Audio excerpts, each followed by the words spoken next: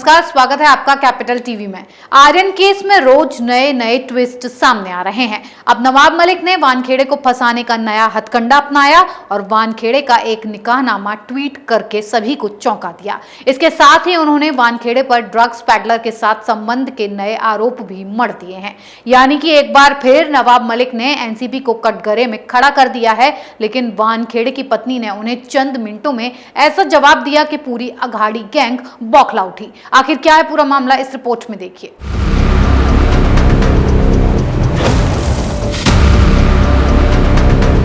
Mumbai drugs case में thrill और suspense लगातार गहरा हो रहा है। इस हाई प्रोफाइल केस में कई किरदारों का चक्रव्यूह है। सब एक से बढ़कर एक किरदार हैं।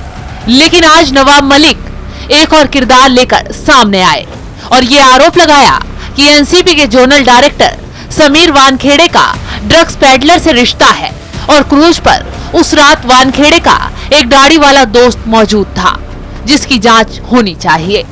बस ट्रैप लगाकर गिरफ्तार लोगों को फंसाया गया। जो तस्वीर दिखाई गई वो एनसीबी दफ्तर की है। यानी कि नवाब मलिक समीर वानखेड़े पर लगातार हमलावर हो रहे हैं, नए नए आरोप लगा रहे हैं।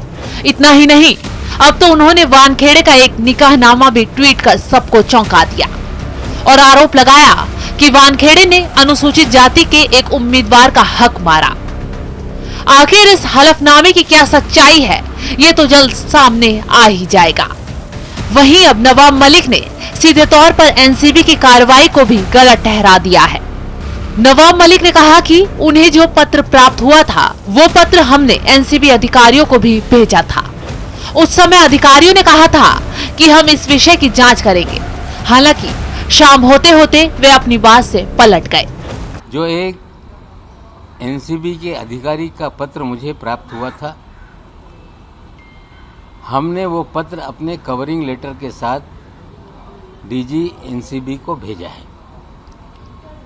पहले कहा गया कि उसकी भी हम दखल लेंगे और शाम होते होते ये कह दिया गया कि जो सीवीसी की गाइडलाइन है, कोई भी कंप्लेंट जिस पे कोई दस्तखत और नाम ना हो उसको दखल ना लिया जाए, ये हम भी जानते हैं।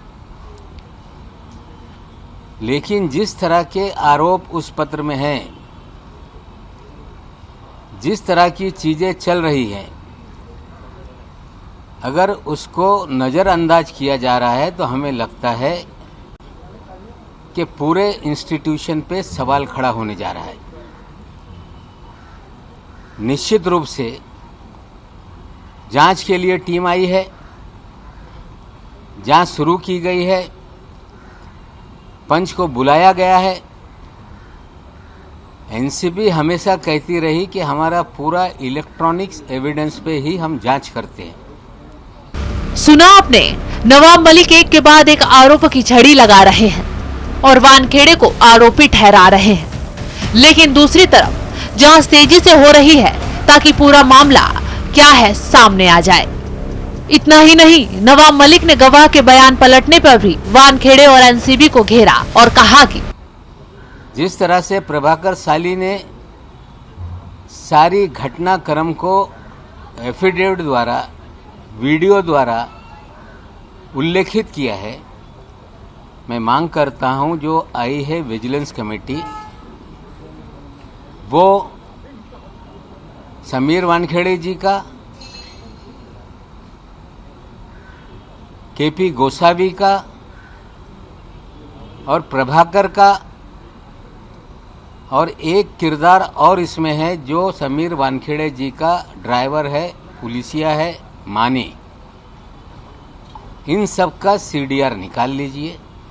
हमें लगता है कि अगर इलेक्ट्रॉनिक जांच होगी तो बयान जुटाने की जरूरत नहीं, सारी चीजें सामने आ जाएगी।